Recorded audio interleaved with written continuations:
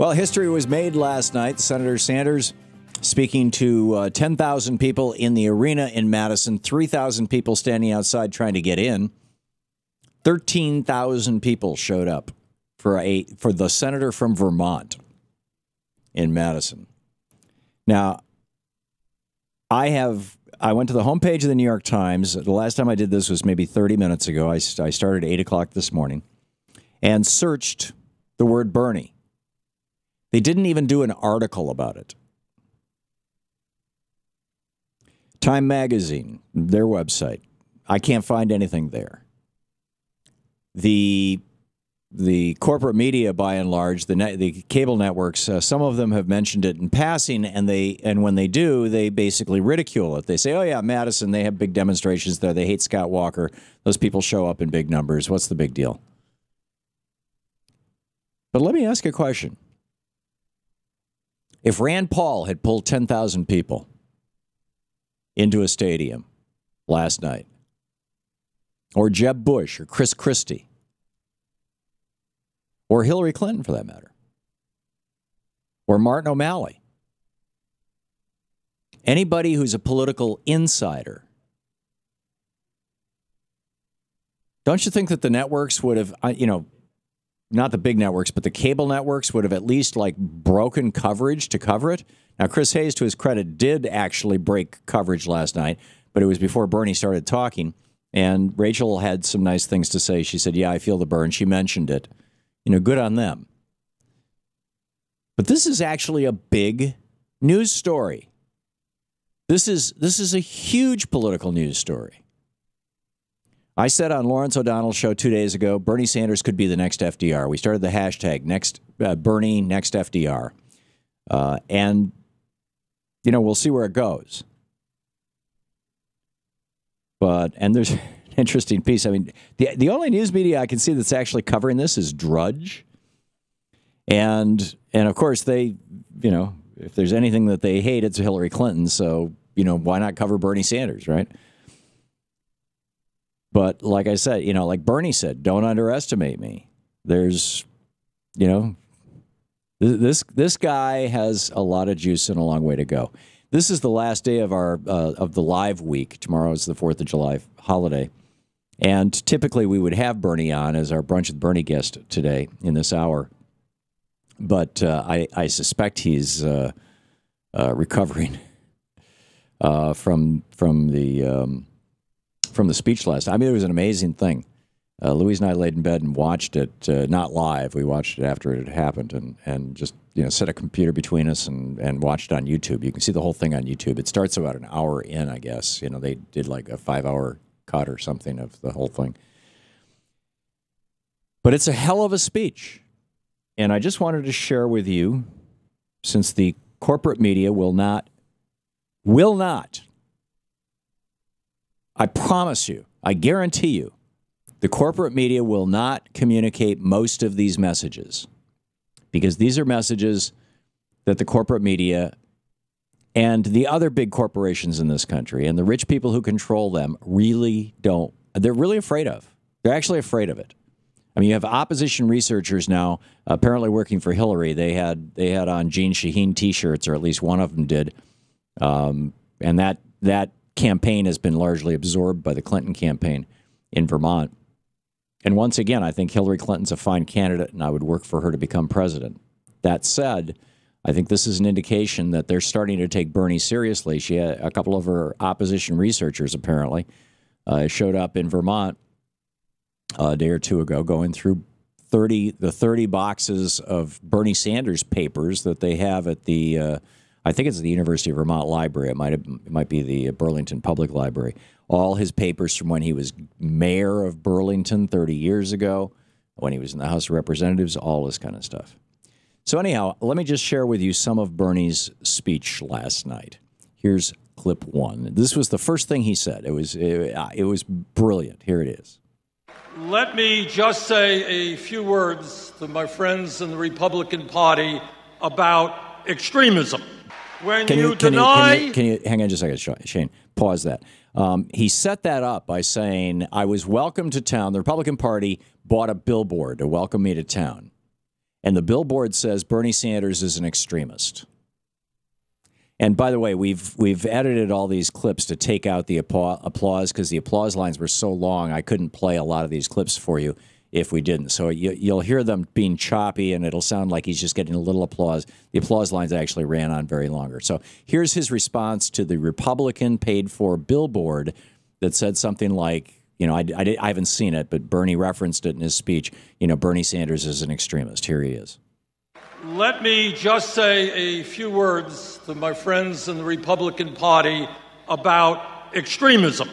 When you deny the right of workers to come together in collective bargaining, that's extremism. When you tell a woman that she cannot control her own body, that's extremism.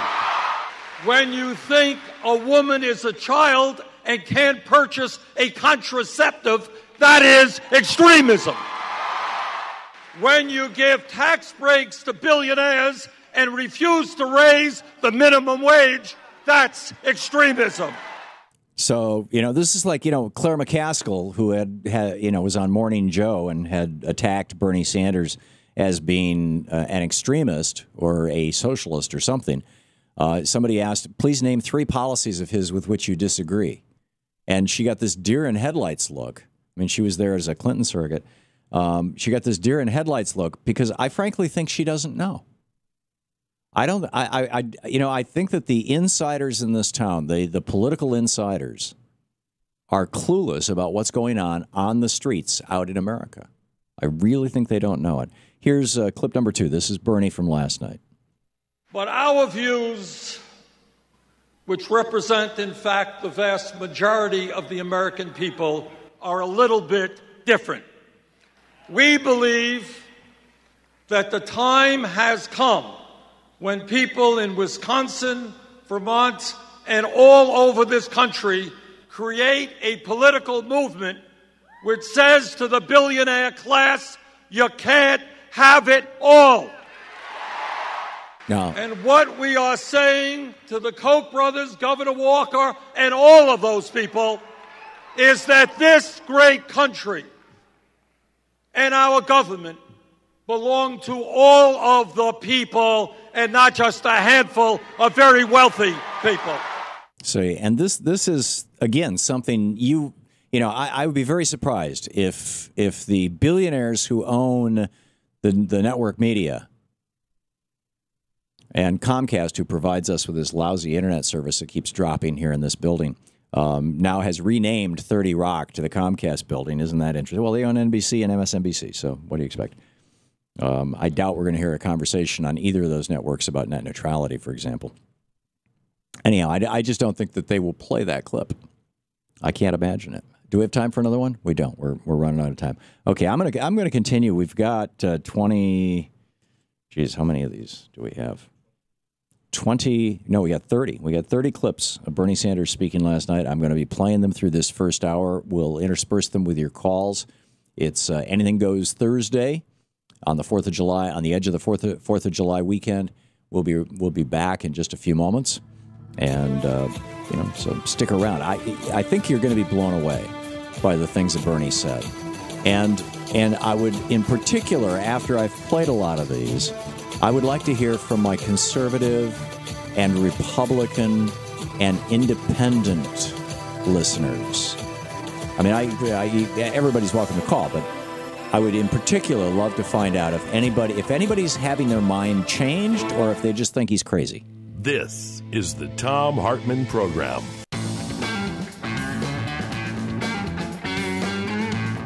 Welcome back. Thom Hartmann here with you, and I'm gonna do call clip here for a while. So try to keep your comments relatively short. David in Loves Park, Illinois. Hey, David, what's up? Hi, Tom. I was at the rally myself last night. But like your last caller there during the commercial break, I didn't volunteer my time. But I have an arm in a sling because I had surgery. But that's beside the point. Anyway, it's okay. I wanted to call and give my perspective. I mean, it was a great speech, largest crowd apparently of all rallies. It was the largest. Right. But I wanted to really touch real quick on, and I failed to say this to your call screener. I apologize for that. But apparently a statement was put out by the executive director of the Wisconsin Republican Party. And it's a short quote, and I'm just going to read it real quick. And this is how out of touch these Republicans are. And I think this probably goes perfectly with the billboard that Bernie had talked about. It says, Bernie Sanders and Hillary Clinton are both candidates of yesterday whose extreme policies negatively impact hardworking families and makes it harder to achieve the American dream.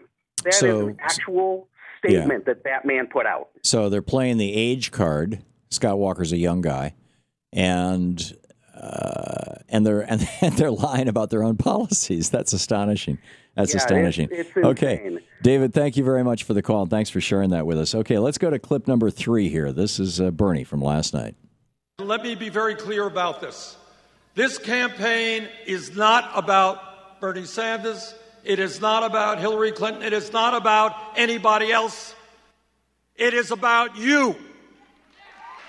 It is about putting together a grassroots movement of millions and millions of people who stand together and make it clear that we need fundamental changes in the economics and politics of this country so the government works for all of us and not a handful of wealthy campaign contributors. And let me say, by the way, if Hillary Clinton wants to call into the program and do an hour of Q&A, please. If anybody from the Clinton campaign is listening, I like Hillary Clinton. And with Bernie, I don't ask him questions. Right? He the first block, he just kind of rants for 9 minutes. Tells what's on his mind, what's been going on, and then he takes questions from our callers. And if Hillary wants to do that for an hour, I would love it. Martin O'Malley, we may do this. We're talking to his people. I haven't heard from or heard back from Lincoln Chafee, and we also extend the exact same invitation to all the Republicans, all of the declared Republicans. All, what is it, 36 of them now? 13, I think. Okay. So we just played a clip, right? Okay, then let's take a call. John in Minneapolis, listening on KTNF. Hey, John, what's up? Hi, Tom. I'm a first-time caller. I'm a injured 30-year meat cutter, and I've never supported anybody's campaign in my life but Bernie Sanders. And, I should throw in that I supported Paul Wellstone's campaign till the end, too. And I just can't think of... anyway, this morning, Bernie was in Rochester, Minnesota this morning. You're kidding. He drew pretty big crowds there, and you haven't heard one single word about it anywhere, have you? No, I haven't. Any idea what the size of the crowd was? It filled up the arena they had there with some people not being able to get in. So I'm imagining around 4,000 or 5,000. Wow! In Rochester, Minnesota. And that was at 9 a.m. this morning. I was in Madison, Wisconsin. It's about 5 hours from where I live, and I was in Madison last night. I was in. Tom, I'm worried about the establishment going after Bernie. Well, it's happening. It will happen. I mean, Claire McCaskill has been doing hit jobs on TV on him. No specifics, and the Republican Party is busy pointing out his age and trying to conflate him with Hillary Clinton. And the Clinton campaign apparently has sent a couple opposition researchers to the University of Vermont Library, or somebody has. So they're starting to take him seriously. I think that the insiders are looking at this outsider and going, "Holy cow!" I mean, he has the potential to do what Ross Perot only dreamed of. And although it's very different than Ross Perot, I think he has the potential to pull a Ronald Reagan, basically. Nobody thought that Reagan could get the nomination for the Republican Party. He tried twice. Finally, on the third time, he got it. And then once he got it, nobody thought he'd win because he was that crazy right-winger, right? And he won. Now, we can talk about how he won. I'm not real pleased about, cutting a deal with the Ayatollah to keep the hostages for a year. But still he, and giving a speech in Philadelphia, Mississippi, but still he won. And was considered a long-shot candidate, and he transformed America. He ended Keynesian economics, and he moved us into libertarian economics, and we've been there ever since. And Bill Clinton and Barack Obama have continued those policies. So anyhow, Rochester, Minnesota this morning, thousands of people. Amazing. John, thanks for the call and thanks for listening to KTNF. We got 1 minute? Okay, here's one more clip then. Clip number 4. That in order to win this election, it goes without saying that we need a strong grassroots movement, an unprecedented grassroots movement. But let me say this to you also, and this is something that no other candidate will tell you, and that is that nobody in the White House, no matter how good he or she may be, can address the major issues facing working families and the middle class without an active, politically conscious grassroots movement. Yeah. And I even went to TPM this morning, which surprised me because I thought, I always thought TPM was pretty much a progressive site, but I don't know, maybe they're just late getting the news up, or maybe Josh Marshall and his buddies just want to be Washington insiders and therefore don't want to talk about an outsider. Because as I keep telling you, it's not about left or right. It's not even about Democrat or Republican. It's about the insiders versus the outsiders in this election. That's what happened with the Tea Party wave. It was the outsiders who basically, they didn't take over the entire Republican Party, but they got John Boehner in an uncomfortable position, shall we say. And I think this is the same thing. We'll be back. It's 28 minutes past the hour. You're listening to the Thom Hartmann Program. Call 202-536-2370.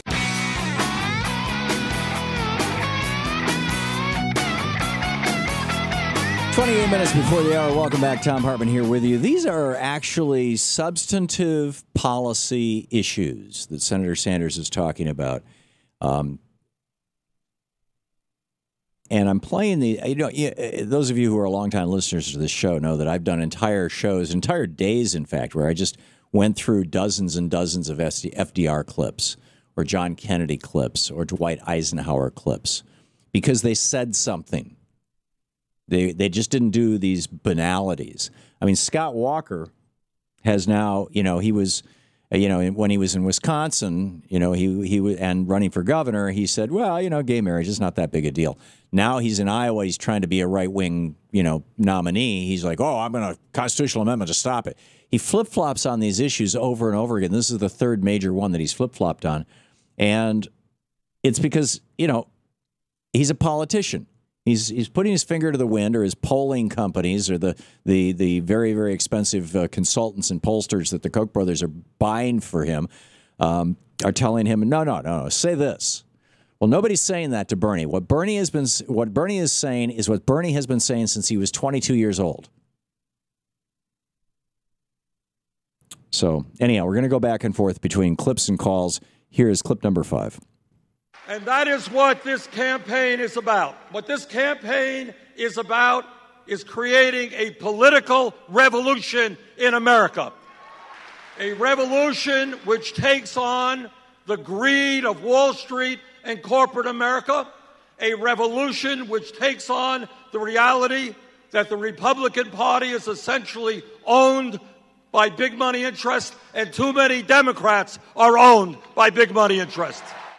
Interesting. I'm looking at Politico. I just looked at Politico. The top story, the book Ted Cruz really wanted to write. The second 3 stories, Hillary's shadow, Obama will badger Scott Walker in Wisconsin, and GOP Congress could be trouble for Obama in Cuba. And then other stories, Jeb Bush's Korean sugar daddy, Hillary Clinton's missing $200 million man, Holbrooke decline and fall as told in Clinton emails. These are 3 stories about Clinton. Soros helps pro-Clinton super PAC to haul $20 million. 4th story about Clinton. Jay Johnson, counter-terror warriors, the social butterfly. And the last one that's got a picture on it over Politico is, sorry, Donald Trump has a point. Really? Actually, what the article points out is that the majority of Asian immigrants into this country, I think it's South Korean, more than half of them have advanced degrees. So, it's kind of the best and the brightest fleeing to the United States. Not the majority of people coming from Mexico have degrees. Well, Mexico's a poor country. South Korea has been, using the trade policies that we used to have to become a very wealthy country. But I don't think Donald Trump has a point anyway. I think Donald Trump is a blowhard. Okay, that was a clip. So now we pick up a phone call. Catherine in Madison, Wisconsin. Hey, Catherine. You are on the air. Catherine, listening on the mic. Okay, let's try Charles in Opelika, Florida. Charles, you are on the air. Hi, good afternoon, Tom. I love your show. Thanks. About Bernie? Yeah. I guess this might be two questions in one, but my question is, would he be interested in putting a WPA style, sort of work program together? He has if he's elected. He has said on this program before, Charles, that he believes that the government should be the employer of last resort. And that's what the WPA program was. It was, if private industry is not going to hire people, we will. Government will. So and let's not forget. Oh, go ahead. I'm sorry. So I'd guess the answer to your question is yes, Charles, and I think he's said it many times. Okay, and let's not forget that if we do elect Bernie as president, that he also needs help in the Senate and in the House. Yeah. As you've seen, we've got a Democratic president, but he can't do anything by himself. And I think that's really why he let this TPP go through. To be honest with you, I think the only way we got the Supreme Court to uphold marriage, gay marriage, and also the funding for the Obamacare was because he had to make a deal for the TPP. Now, as far as Bernie is concerned, I have one last question. There are questions about churches being burnt in the South. Yeah. There's a Confederate rally that's coming up for the Confederate flag where you're going to have Ku Klux Klansmen. Right. My question is basically, are those the people that the flag really represents, the Ku Klux Klan? And if it is, why are we still standing behind and waiting for these, guys to make up their mind on the flag? Yeah, I'm with you. In my opinion, the Confederate, the Northern Virginia battle flag, which people refer to as the Confederate flag, the original Confederate flag was actually a white flag with that battle flag in the upper corner, is the official flag of the Ku Klux Klan, and we'll see where that goes. You asked the question: would Bernie support a WPA kind of program? Clip number 15 talks about that. So, Charles, thanks for the call, and here's Bernie answering your question himself. Now, when pollsters go out and they ask the American people what is uppermost on their mind, what are they most worried about, the answer always is a four-letter word called jobs, J-O-B-S. When you have real unemployment of 11%, youth unemployment over 30%, now is the time for a federal jobs program to create millions of decent-paying jobs. And he had pointed out prior to that African-American youth unemployment is over 50%. And, pretty grim. Okay, so call clip. Catherine in Madison, you want to try it again? Catherine, can you hear me? You are on the air. Something funky about Catherine's phone, I think. Let's try Claudia in Deer Isle, Maine. Claudia, can you hear me? Yeah, I can. Hi. Okay. What's up? I'm calling because, of course, you wouldn't know that. I'm a total Bernie supporter. Mm-hmm. It's a great way to get Elizabeth Warren involved in executive work, too, if she will actually consent to run with him. Yeah. I worked for John Anderson in 1980, and it's been a long time since there's been people who could do the work. I also wanted to tell you that I'm concerned that you can't watch the TV you want at your house, that you have Comcast or something or whatever it is, or some other cable. Yeah, we got Comcast. You can get a satellite dish at your house. Yeah. Get whatever you want. Well, I can, there's not anything I can't watch. The reason I don't watch so much television is because I work an 11 or 12-hour day. And I just, and I don't find that much of value on television. I mean, it's astonishing. I'll sit down and start watching a program, and I'm like, this is just the normal pablum. This is the dumbed down to 7th grade level stuff. I mean, there's just not a great deal of substance that I'm finding on television. I watch Yeah. watch CCTV and Link TV. So That's all I use it for. But you were talking about something that you couldn't see all the way because you only got so much selection. I thought, well, yeah. let's know about this. Yeah. Anyway, that's all. Thank you. You're wonderful. I love. I cannot imagine how you do the work you do. Thank you. No, I'm having fun, Claudia. I'm having fun. I very much am. Thank you for the call. Okay, let's go to clip number 6. Wealth inequality is the issue of our time. This is Bernie Sanders last night. The issue of wealth and income inequality, to my mind, is the great moral issue of our time. It is the great economic issue of our time. And it is the great political issue of our time. I mean, this guy sounds more and more like FDR with every sentence. Ron in Yuba City, California. Hey, Ron, thanks for listening to Sirius. What's up? Good morning, Tom. Thanks for taking my call. I'm 50. I have never contributed to a politician, and I am 100% behind Bernie. I'm going to give him $100. It's not a lot, but every little bit helps. I will support him till the end. If Hillary is the candidate, I will support her. But what I like about Bernie is he's just truthful. He's honest. He could have ran as an independent. He doesn't want to mess up the election if he's chosen. I think that speaks highly of him. And what I love about him most, Tom, is he's not a prostitute for these big corporations. Right. He can't be bought. Yeah. You look at his list of campaign donors, and there was a list this morning over on Democratic Underground, as I recall, and yeah, it's basically unions and individuals, and unions represent individuals, of course. And then you look at some of the other candidates, and it's the big banks, the banksters and whatnot. Thank you, Ron, for the call. Okay, that was clip number 6. Let's go to clip number 7. This grotesque level of inequality is immoral.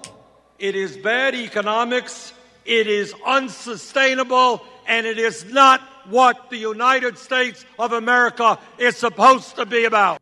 And do we have time to play a 49-second clip, Shano? Nope. Okay. All right. Well, let's go to clip number 10.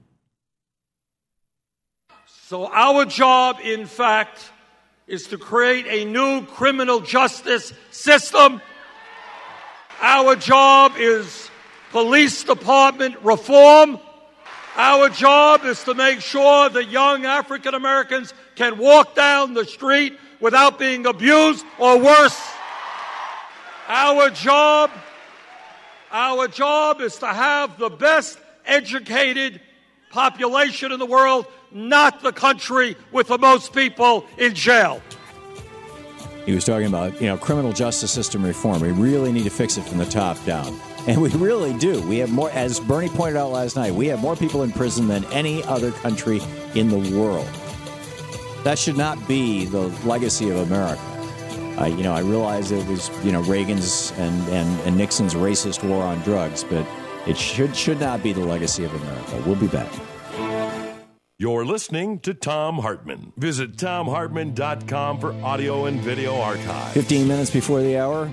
It's Anything Goes Thursday Summer, and we'll be taking your calls, and I'm going to be playing clips from Bernie's speech last night.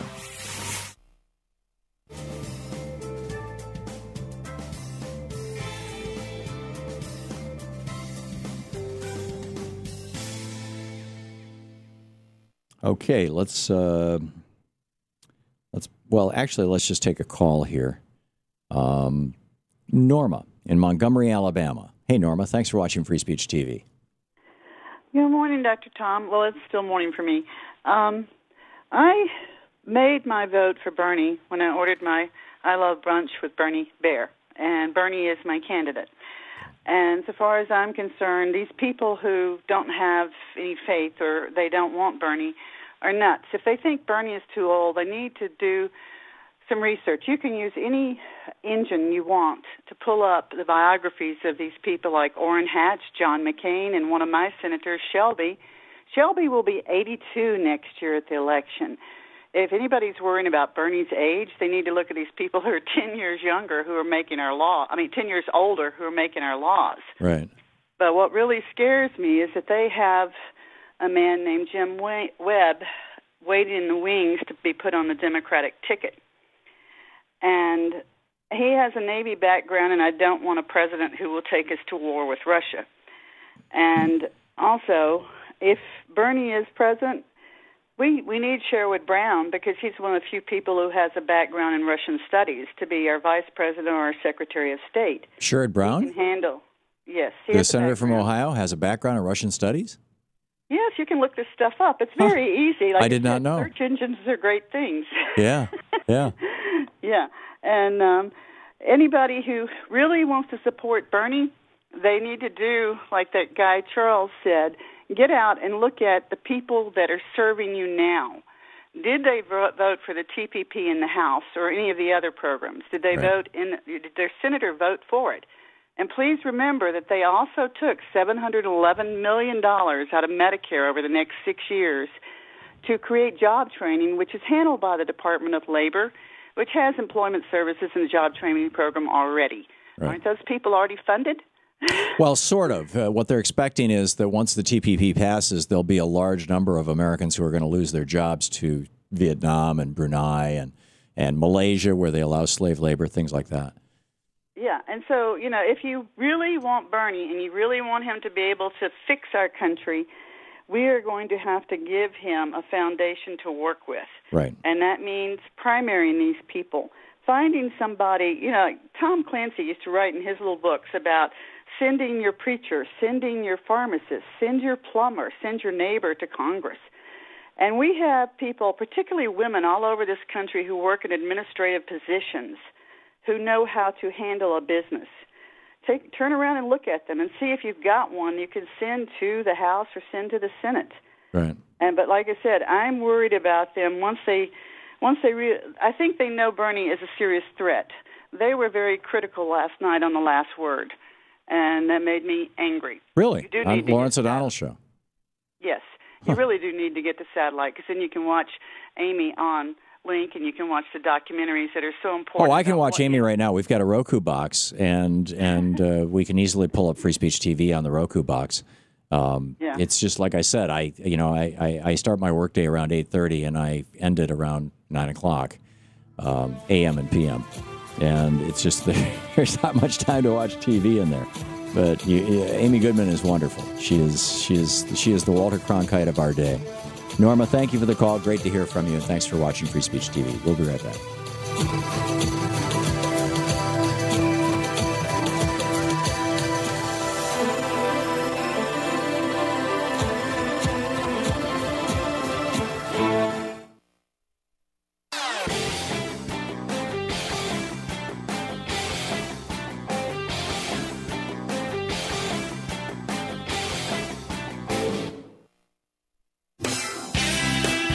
10 minutes before the hour.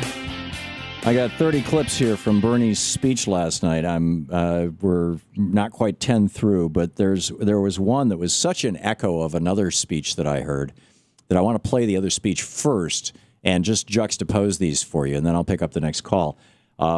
This is Ted Kennedy in the year or so before he died on the floor of the United States Senate speaking to the Republicans about greed. Here he is. $240 billion in tax breaks for corporations, $36 billion in tax breaks for small businesses, increase in productivity, 42% over the last 10 years. But do you think there's any increase in the minimum wage? No. What is the price? We ask the other side. What is the price that you want from these working men and women? What cost? How much more do we have to give to the private sector and the business? How many $billion more are you asking? Are you requiring? When does the greed stop? Ted Kennedy. So here's Bernie Sanders last night, clip number 8. This campaign is sending a message loud and clear to the billionaire class, and that is, you can't get tax breaks when children in America go hungry. You cannot continue to send our jobs to China when millions of Americans are desperately looking for work. You can't hide your profits in the Cayman Islands and in other tax havens while we have so many unmet needs in America. You're going to have to start paying. The greed of corporate America and the billionaire class has got to end, and we are going to end it for them. And these are the clips that you will not hear on network television. You will not hear on any of the networks that are owned by billionaire families or that are run by multi-billion-dollar corporations and multi-millionaire CEOs. You will not hear these. I'm just telling you. You won't hear it on the radio. You won't hear it on television. You're hearing it here, and you can find it on YouTube. So anyhow, we're going back and forth, calls and clips. So call Pat, listening on KTNF in Star Prairie, Wisconsin. What's up, Pat? Tom, I was down in Rochester this morning. There were so many people I couldn't get in. The Rochester is interesting. It's a city of 125,000 people, and it's a very Republican city. It's probably got the highest concentration of Republicans of any city in the state of Minnesota. Uh-huh. And the amazing thing is, I know the arena's down there seats about a little over 5,000. Now that's in the seats, so I don't know how many people they had on the floor there. So because it's a multi-purpose arena that they play sports in, etc. In Rochester, Minnesota. But I estimate between 3,000 and 4,000, maybe as many as 5,000 people that were outside the arena trying to get in. Which means that if there were 5,000 people inside the arena, he had another 10,000 person turnout in a town of only 120,000 people? That's right. Whoa. And it's a 2-hour drive from Minneapolis to St. Paul. That's what's nice about it. And I live right on the Minnesota-Wisconsin border. In Wisconsin, of course, and I go right down the border there, and it's about 20 miles inland from Minnesota when you're driving down the border there. Right. And he was in Minneapolis on Wednesday, wasn't he? He had 5,000 people, and they were turning people away. Yeah, amazing. The Star Tribune, which really irritated me, said there was a little under 3,000. There was 6,000 people outside. There was actually 3,000 people in Minneapolis inside the arena, but there was 6,000 to 7,000 people outside. You could not get in. In Minneapolis, I started walking the crowd and asking people where they were from. Right. I identified students from at least 12 colleges and universities in Minnesota, in the Minneapolis-St. Paul area. But there were students and people there from over 12 states. It was just and I did this for about a half an hour, so it was just uncanny how far people had come to hear him in Minneapolis. We are looking at and experiencing a political earthquake here, Pat. This is a momentous moment which the corporate media and the insider politicians are going to do everything they can to ignore. And what's the old saying from Gandhi? First they ignore you, then they ridicule you, then they fight you, then you win. And I think Claire McCaskill started the ridicule part a couple of days ago, and now we know that the opposition researchers have shown up at the University of Vermont for the Bernie files. So now then they fight you is about to start. Pat, thank you for the call. Let's go to clip number 9 here. This is about youth unemployment. If they are white, youth unemployment is 33%. If they are Hispanic, youth unemployment is 36%. If they are African American, youth unemployment is 51%. In my view, maybe, just maybe, it makes sense to create jobs and educational opportunities for these young people. Maybe we should create jobs and educational opportunities rather than more and more incarceration and more jails. There you go. Time to put our jail industry down and go with this. Anita, in San Antonio, Texas. Hey, Anita, we have just a minute to the end of this hour. Quick one.